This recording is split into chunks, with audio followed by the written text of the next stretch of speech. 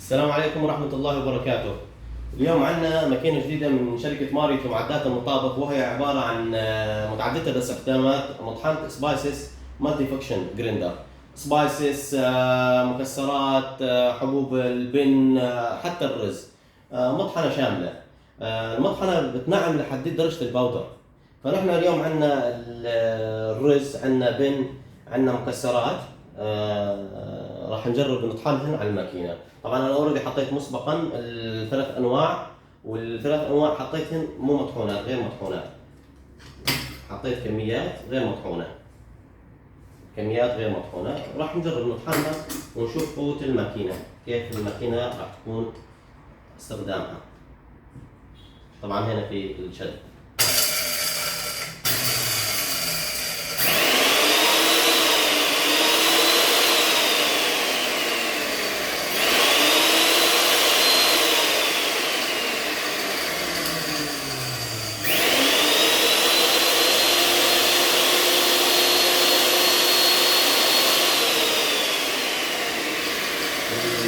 النوع الثاني وهو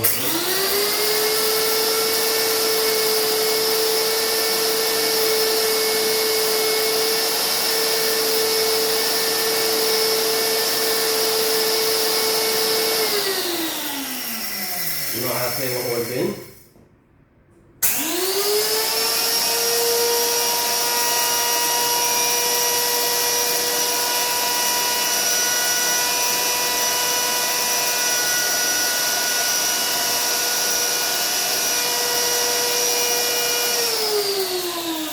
طبعا كل ما اعطيناها وقت اكثر للماكينه كل ما طحنت انعم. يعني احتمال الحين لسه تطلع شويه خشنه، بس هي والله ما طلعت خشنه، طلعت ناعمه جدا. طلعت باودر، طلعت باودر. هنا هذه المكسرات، المكسرات.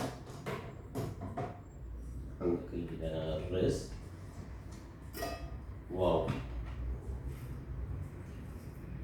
الرز باودر طلع. في عندنا البن. البن هو الوحيد اللي ياخذ وقت اطول، بس كمان اللهم صل على النبي انطحن، كلياته انطحن. الماكينة طبعا بيجي معها شفرات اضافية. الماكينة بيجي معها شفرات اضافية، فحمات الميتور، ومصفر الغربلة عشان تغربل المواد.